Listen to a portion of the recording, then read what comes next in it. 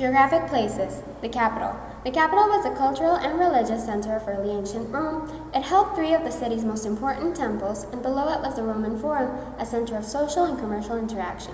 The Mediterranean Sea. Trade was vital to Romans. With such a great empire, they dealt with a constant need to transport goods between their territories. Many trade routes were charted across the Mediterranean. Capitoline Hill. The highest of the famous 7 hills of ancient Rome, Capitoline Hill was home to many cultural, religious, governmental, and commercial sites. Some examples of these are the Capitol itself, the Roman Forum, the Tabularium, where state records were archived, etc. Here also stood several fortresses designed to keep people safe when at war. The Tiber River, the port of Ostia, one of the most important trade ports in the whole empire, stood at the mouth of the Tiber. But besides being important for trade, the Tiber had a key role in Roman legend. Romulus and Remus, the twins who supposedly founded Rome, were abandoned by their mother at the Tiber, where the she-wolf Lupa found them. Library of Alexandria. The unfortunately lost legacy of the Roman Empire lies in the burnt ruins of the Library of Alexandria. It used to be the largest library in the world. Had it been preserved, we would have available some of the permanently lost work of Homer, Plato, Socrates, etc. Compass Rose. The ancient Roman Empire was located along the border of the Mediterranean Sea, spanning territories from Spain to Turkey, parts of northern Africa like Egypt and its neighbors, a large portion of what today is Great Britain. Scale.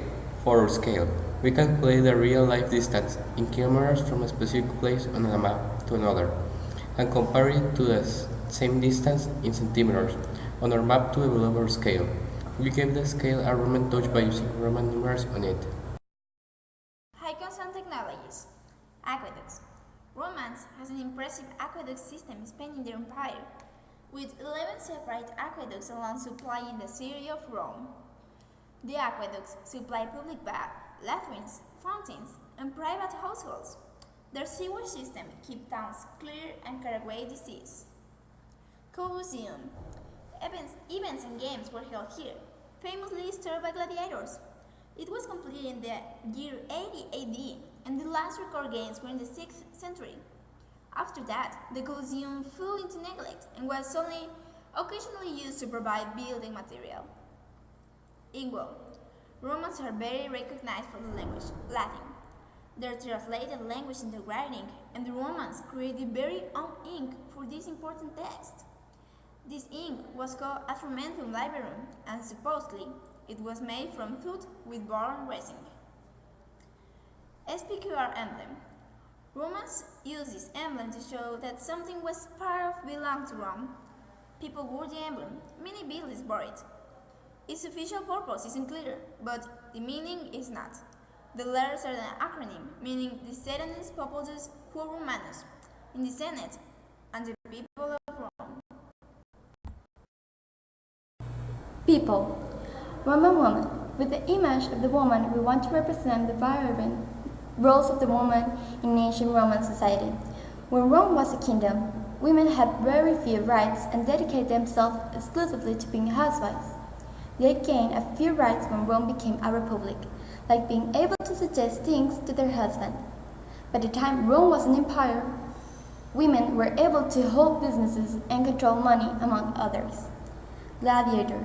These men were not the common folk of the Rome. They were slaves, prisoners of war, or condemned criminals. They were people Rome could afford to lose, people who fought bloody battles to the death inside the Colosseum, sometimes even against animals. Julius Caesar. Although he isn't remembered as one of the better rulers Rome had, he did good things for the empire, like relieving debt and enlarging the Senate. However, he took power for himself, and his rule was a dictatorship that lasted until he died, assassinated by some of his multiple enemies. Architect. The architect in our map represents the splendor of Roman architecture. Some of the most impressive structures, which are still appreciated today, are amphitheaters, the Colosseum, libraries, the Roman house, the Pantheon, temples, etc. Flora. In ancient Rome, the empire was so great that they faced many different environments, and one of the most remarkable things they did to adapt was plan different battle strategies according to the area they battled. Here we show some grapes and olives, two of the most important floral elements Rome had at its disposal. Romans relied on grapes for many things, primarily winemaking, but also for some dishes and desserts. They also thought that wine had healing properties, but that its excess would drive one mad. They even believed in a god wine, Bacchus. Fauna.